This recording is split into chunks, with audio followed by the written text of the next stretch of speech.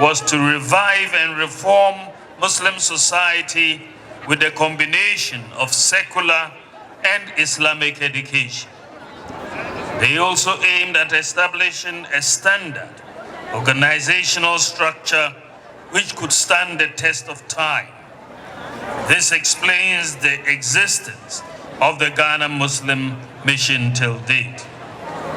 Mr. Chairman, the theme for this year's conference, which is Islamic College of Education, a key to inclusive education for national development, underscores our collective duty to provide holistic education for all. The theme also falls in line with our government's vision of providing inclusive education for all, which birthed the free senior high school policy in 2017 when we assumed office. Before that, many Ghanaian children were excluded from accessing secondary education, mainly due to a lack of funding. Sadly, those most affected were females, as many families who could not afford funding the concurrent education of two siblings mostly sacrificed the female in favor of the male. Thanks to free senior high school education policy, access to secondary education as well as technical and vocational training are now free and inclusive. What is very interesting is that we have been implementing the free senior high school education for 7 years now. Between 1957 and 2016, 1957 and 2016, almost 50 years of our independence. The total enrollment in senior high school education, the total enrollment was 800,000. In the last 7 years, Ghana's enrollment in senior high school education has increased from 800,000 to 1.4 million students.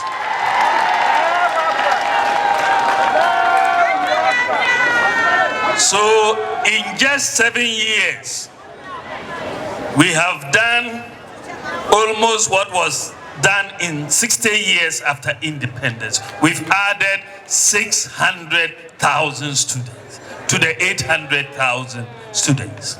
But what is most gratifying for me is that before there was inequality, you had more males than females. But the data is now showing that more females have now come into senior high, and you have gender equality between the boys and the girls in senior high school education. Very recently, on December 25th, Christmas Day, I visited the Weija Leprosarium. I am a patron of Lepers Aid Ghana, and I spent that day with the lepers in the Weija Leprosarium.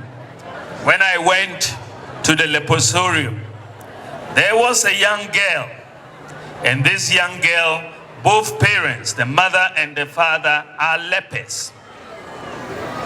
This young girl grew up in the Weija Leprosarium, but thanks to free senior high school education, this young girl has gained admission to Achimota Secondary School. Without free senior high school education, there is no way that the daughter of 2 lepers who live in a leprosarium for lepers would have gained access to Achimota School. And this is telling you that we are making education more inclusive and accessible across the country. Mr. Chairman, while government rolled out the free senior high school policy, much to the excitement and relief of parents, some pessimists predicted doom for free senior high school and expected it to fail. They said that free SHS was a scam. It was 419. They said that if they had 2 billion Ghana cedis a year, they will not spend it on free senior high school education. They said that if we pursued free senior high school education, the quality of education in Ghana will fall. But we believed that investment in education is an investment in the future of Ghana. Today, all the predictions of doom have failed.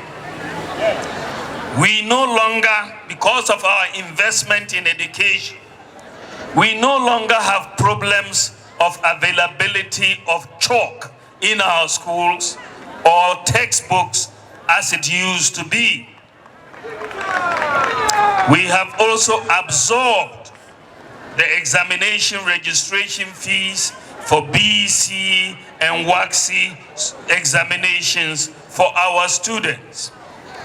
Today, our students have the peace of mind to study without worrying about the payment of school fees.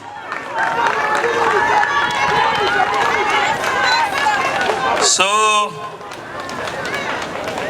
when we saw the results at the end of 2023, the WACC, nearly 70% of Ghanaian students who sat the exam passed the exam, and representing the highest rate since 2015. 70% who sat the exam passed the exam. And this has been a consistent improvement. Many of the senior high school students in the last years have had scholarships. They've gone to Harvard University and other universities, and they are topping the classes in Harvard from Ghana.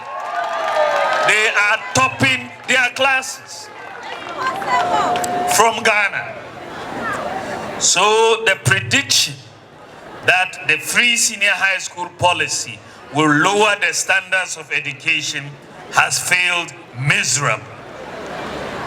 There are those who, instead of congratulating the students for their hard-working teachers, and the hard-working teachers for their remarkable success, they are rather denigrating the efforts of the students, the parents, and the teachers, questioning the credibility of the results of the WAEC exams that they wrote.